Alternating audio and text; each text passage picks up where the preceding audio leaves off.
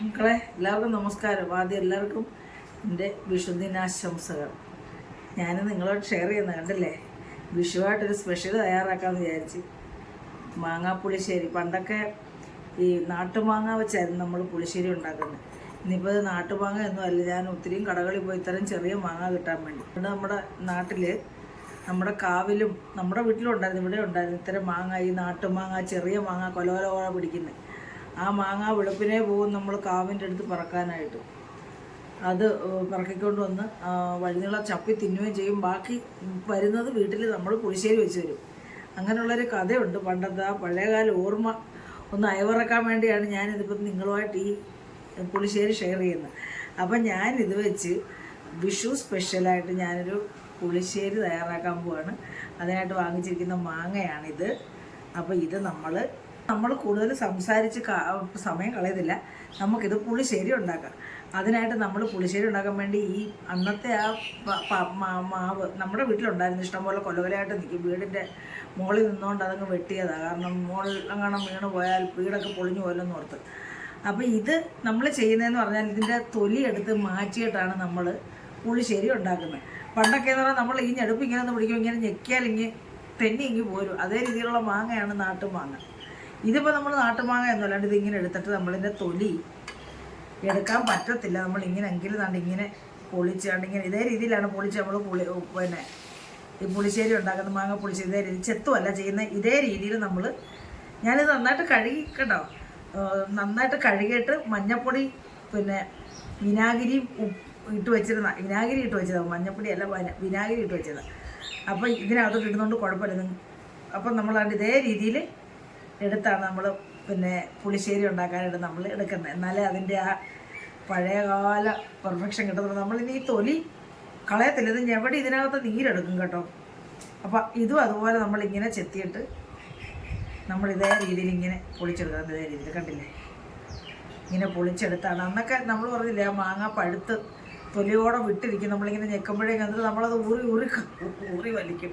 അതൊക്കെ നല്ലൊരു nostalgia feel ചെയ്യും അതൊക്കെ. അപ്പോൾ അതിനുവേണ്ടിയാണ് ഞാൻ ഈ മാങ്ങാ പുളിശ്ശേരി ഉണ്ടാക്കുന്നത് കേട്ടോ. അപ്പോൾ നമ്മൾ ഇതേ രീതിയിൽ എല്ലാം നമ്മളിങ്ങനെ പൊളിച്ചെടുക്കാം. മക്കളെ നമ്മുടെ മാങ്ങയുടെ തൊലിയെല്ലാം കളഞ്ഞാണ്ട് ഇതേ രീതിയിൽ എടുത്തിട്ടുണ്ട്. അപ്പോൾ ഇത് വെച്ച് കഴിഞ്ഞിട്ട് ഇത് കഴിക്കുന്ന രീതി ഞാൻ കാണിച്ചത്. ഇതിൻ്റെ പഴുപ്പെല്ലാം നന്നായിട്ട് വെന്തുടഞ്ഞിങ്ങനെ ഞെക്കി നമുക്ക് ഊറി കഴിക്കത്തക്ക രീതിയിലാണ് നമ്മളിത് എടുത്തിരിക്കുന്നത്. എന്നിട്ടാണ്ട് ഇതിൻ്റെ തൊലി ഉണ്ടല്ലോ, ഇതിൻ്റെ തൊലിക്കകത്തെല്ലാം മാംസം ഉണ്ടാണ്ടില്ലേ, ഇതെല്ലാം നമ്മളിനി ഇങ്ങനെ കഴുകി ഞെരടി എടുക്കും. എടുത്തിട്ട് നമ്മൾ ഇതിനകത്ത് ചേർത്ത് കറിക്ക് ചാറായിട്ട് ഉപയോഗിക്കും.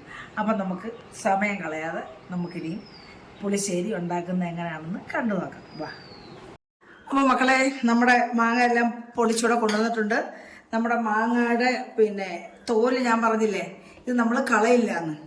അപ്പോൾ ഈ തോല് നമ്മളിതിനകത്ത് വെള്ളം ഒഴിച്ചിത് ഞെരടി ഇതിനകത്തെ മാംസം എല്ലാം നമ്മളിങ്ങനെ ഞെരടി എടുക്കും. അതാണ്ട് ഇതേ രീതിയിൽ ഇങ്ങനെ ഞെരടി കണ്ടില്ലേ, ഇങ്ങനെ ഞെരടി എടുക്കും നമ്മൾ. ഇതിൻ്റെ പൾപ്പും ഇതിൻ്റെ മാംസം ഇതിൻ്റെ ഗുണമെല്ലാം ഈ തൊലിക്കകത്ത് കിടക്കുക.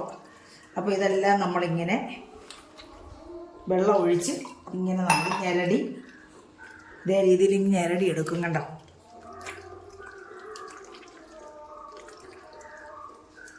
കുറച്ച് വെള്ളം ഒഴിക്കുക. അപ്പോൾ നമ്മൾ ഈ വെള്ളം ഒഴിച്ചാണ് നമ്മുടെ മാമ്പഴ പുളിശ്ശേരി ഉള്ള മാങ്ങ വേവിക്കുന്നത്. അപ്പോൾ ഇതിനകത്ത് കണ്ടില്ലേ, അതാണ്ട് ഇതിനകത്തിരിക്കുന്ന ഈ പഴുപ്പെല്ലാം ഇങ്ങനെ പോരും. കണ്ടില്ലേ, ഇതേ രീതിയിൽ നമുക്കിങ്ങനെ ഞെരടി ഇതിൻ്റെ പഴുപ്പെല്ലാം ഇങ്ങനെ എടുക്കാം. പിഴിഞ്ഞ് ഇതെല്ലാം ഇങ്ങനെ എടുത്തുകൊണ്ട് വരാം. ഇതേ രീതിയിൽ പിഴിഞ്ഞ് നമ്മൾ വേറൊരു പാത്രത്തിലോട്ടിട്ടിട്ട് വീണ്ടും ഒരു തവണയും കൂടെ നമ്മളിത് ഇതേ രീതിയിൽ ഇതിനകത്ത് കുറച്ച് വെള്ളം ഒഴിച്ച് നമ്മൾ പിഴിഞ്ഞ് ബാക്കിയും കൂടി ഇങ്ങനെ എടുക്കുമേ. അപ്പോൾ ഇനി നമ്മുടെ ചട്ടിയിലേക്ക്, നമ്മുടെ മൺചട്ടിക്കകത്താണ് നമ്മളിത് തയ്യാറാക്കുന്നത്. നമ്മുടെ മൺചട്ടി 1 ടീസ്പൂൺ നെയ്യ് ചേർത്ത് കൊടുക്കുവാണ്. അപ്പോൾ ഇതിന് നല്ല ഒരു ടേസ്റ്റ് ആയിരിക്കും. അപ്പോൾ നമുക്ക് എന്നിട്ട് ഇതിലേക്ക് നമുക്ക് നമ്മുടെ മാങ്ങായും അതിന് ചേർക്കേണ്ട ചേരുവകളൊക്കെ ചേർത്ത് നമുക്ക് അടുപ്പേ വെക്കാം. എന്നിട്ട് നമുക്കിതിലേക്ക് നമ്മുടെ ഈ മാങ്ങ ഇട്ട് കൊടുക്കാം. മാങ്ങ ഇട്ട് കൊടുത്ത് നമുക്ക് ദാണ്ട് ഈ വെള്ളവും ഒഴിച്ചു കൊടുക്കാം. കണ്ടില്ലേ, ഈ ജ്യൂസ്.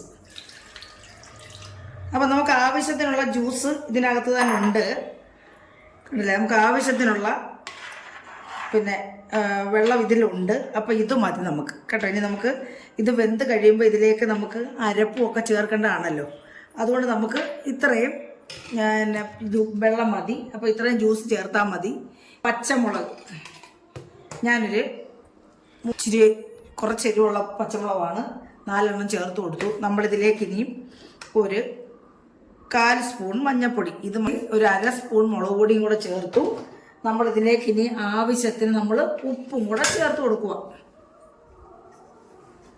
ഞാൻ ഇതിനകത്തോട്ടൊരു 1/2 ടീസ്പൂൺ ഉപ്പ്, 1/2 ടീസ്പൂൺ ഉപ്പ്.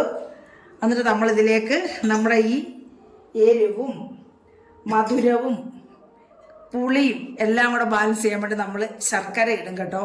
അപ്പം ഞാനൊരു ഒരു 100 ഗ്രാമോളം കണക്കാക്കി, 100 ഇല്ല, ഒരു 50 ഇത്രയും ഞാൻ ശർക്കര ഇടുന്നുണ്ട്.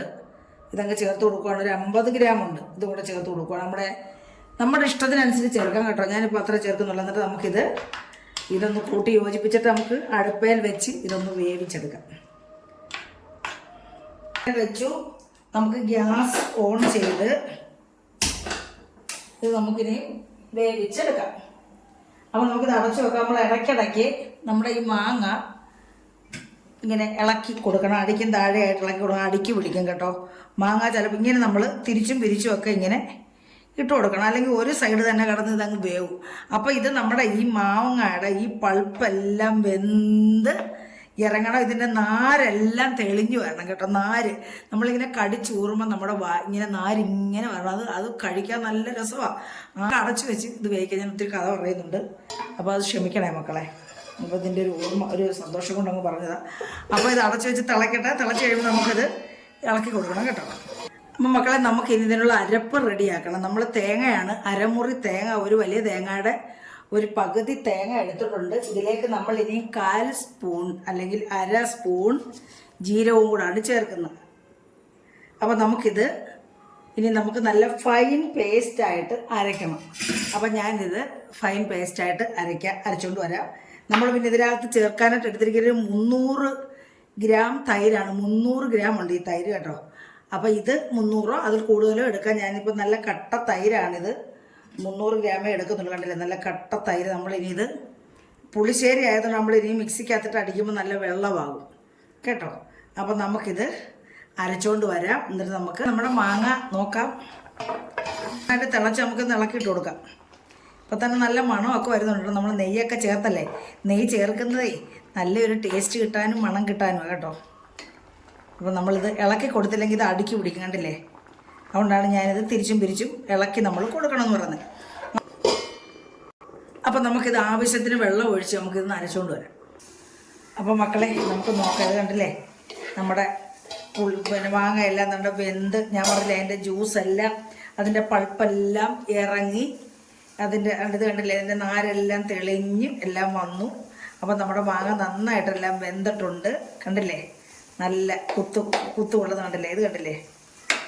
അപ്പോൾ ഇതേ രീതിയിൽ നമ്മൾ കുറേ സമയം എടുത്തത് വെന്ത് പറ്റിച്ചെടുക്കണം. നമ്മുടെ വെള്ളം അത്രയും പറ്റിയില്ലേ. അപ്പോൾ ഇനി നമുക്കിതിലേക്ക് നമ്മുടെ അരപ്പ് ഒഴിച്ചു കൊടുക്കുക. ഇതേ രീതിയിൽ ഇച്ചിരി കുറുകിയാലും കുഴപ്പമില്ല കേട്ടോ, ഇച്ചിരി വെന്താലും കുഴപ്പമില്ല. ഇതിപ്പോൾ എല്ലാം കുറുകി ഇപ്പോൾ ഒരു 10-20 മിനിറ്റോളം ആയി.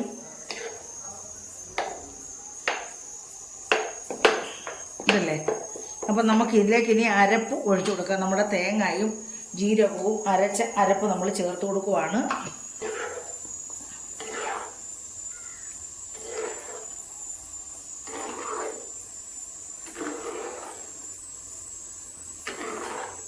ഇങ്ങനെ കൂട്ടി ഇളക്കി നമ്മുടെ അരപ്പ് വേവണമല്ലോ. നമ്മുടെ അരപ്പ് തേങ്ങ വേവണം, പച്ചച്ചൊവയൊക്കെ മാറാൻ വേണ്ടി ഇതിന് ഇതിനകത്ത് കിടന്നൊന്ന് വേവട്ടെ. നമ്മൾ കൈവിടാതെ ഇങ്ങനെ ഇളക്കിക്കൊണ്ടിരിക്കണം.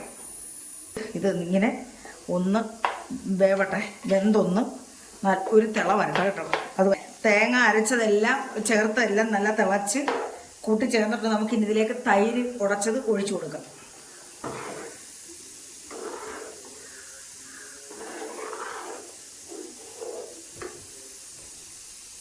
കണ്ടില്ലേ, നമ്മൾ തൈര് ഒഴിച്ച് ഇങ്ങനൊന്ന് ഇളക്കി കൂട്ടി ചേർക്കണം. നമ്മൾ കണ്ടില്ലേ, അധികം വെള്ളം നമുക്ക് വേണമെങ്കിൽ ആവശ്യത്തിന് വെള്ളം ചേർക്കാം. നമ്മളിപ്പോൾ ഇത്രയും വെള്ളം ചേർത്തുള്ളൂ. നമുക്കിപ്പോൾ തന്നെ ഒരു 5-8 പേർക്ക് കഴിക്കാനുള്ള മാങ്ങാപ്പുളിശ്ശേരി ഉണ്ട്. ഇതിപ്പം 4-6 മാങ്ങയേ ഉള്ളൂ. 6-7 മാങ്ങയുണ്ട്. നമുക്ക് 8 പേർക്ക് കഴിക്കാനുള്ള മാങ്ങയുണ്ട്. അഡ്ജസ്റ്റ് ചെയ്ത് നമുക്ക് മാങ്ങ എടുക്കാം. ഇനി നമുക്കിതിലേക്ക് ഉപ്പ് നോക്കിയിട്ട്, നമ്മൾ തൈര് ഒഴിച്ചുകൊണ്ട് അധികം തിളപ്പിക്കരുതല്ലോ, ഞാൻ സിമ്മിൽ വെച്ചിട്ട് നമുക്ക് ഉപ്പിടാം. അതിനകത്ത് ഉപ്പ് നോക്കട്ടെ. ഞാൻ 1 സ്പൂൺ ഉപ്പിട്ട് കൊടുക്കുവാണ്. നമുക്ക് പുളിയും എരിവും ഒക്കെ നമ്മുടെ ഇഷ്ടത്തിന് ചേർത്ത് കൊടുക്കാം കേട്ടോ. അപ്പോൾ കണ്ടില്ലേ, ഏതാണ്ട് നല്ല കറക്റ്റായിട്ട് നമ്മുടെ തൈരും ചൂടായിട്ടുണ്ട്. കണ്ടില്ലേ, ഞാൻ നമ്മുടെ ഗ്യാസ് അങ്ങ് ഓഫ് ചെയ്തേ. തൈരൊന്ന് ചൂടായി, ജസ്റ്റ് ഒന്ന് ചൂടായി. കണ്ടില്ലേ, നമ്മുടെ പുളിശ്ശേരി തൈര്, നമ്മുടെ പഴുത്ത മാങ്ങ പുളിശ്ശേരി ഇവിടെ റെഡിയായി. നമുക്കിനി ഇതിലേക്ക് ഒരു താളിപ്പ് ചേർത്ത് കൊടുക്കണം. അപ്പോൾ നമുക്ക് താളിക്കാനായിട്ട് ഇറക്കി വെച്ച് നമുക്ക് താളിച്ചൊഴിക്കാം. ഒരു 2 ടീസ്പൂൺ വെളിച്ചെണ്ണയാണ് ഒഴിച്ചു കൊടുക്കുന്നത്. നമുക്കത് മതി. 2 ടീസ്പൂൺ കക്ക് വെളിച്ചെണ്ണ ഒഴിച്ചു കൊടുത്തു. നമുക്ക് ഇതിലേക്ക് ഇനി നമുക്ക് കടുക് ഇട്ട് കൊടുക്കാം.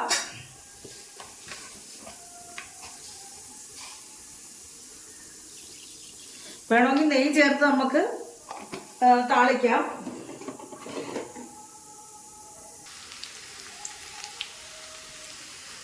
അപ്പം നമ്മൾ ചെറിയ ഉള്ളി ഇട്ട് കൊടുത്തു കേട്ടോ. ചെറിയ ഉള്ളി നന്നായിട്ടൊന്ന് മൂക്കട്ടെ. മൂത്ത് കഴിഞ്ഞിട്ട് നമുക്ക് വറ്റൽമുളക് ഇട്ട് കൊടുക്കാം. ചെറിയ ഉള്ളി നന്നായിട്ട് മൂത്തിട്ടുണ്ട്. നമ്മൾ വറ്റൽമുളകും ഇട്ട് കൊടുത്ത്, പിന്നെ നമ്മൾ 2 തണ്ട് കറിവേപ്പില ഇട്ട് കൊടുത്തു. കറിവേപ്പില വേണം നമ്മുടെ മാങ്ങ വേവിക്കുമ്പോൾ വേണേൽ 2 തണ്ട് ഇട്ട് കൊടുക്കാം കേട്ടോ.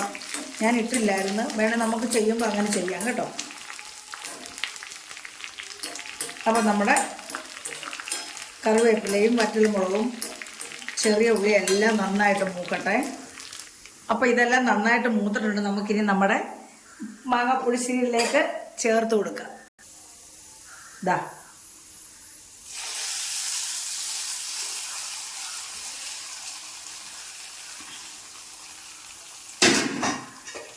നമുക്കിനി സാധാരണ ചെയ്യുന്ന പോലെ നമുക്ക് ഒരു മിനിറ്റ് ഒന്ന് അടച്ചു നോക്കാം.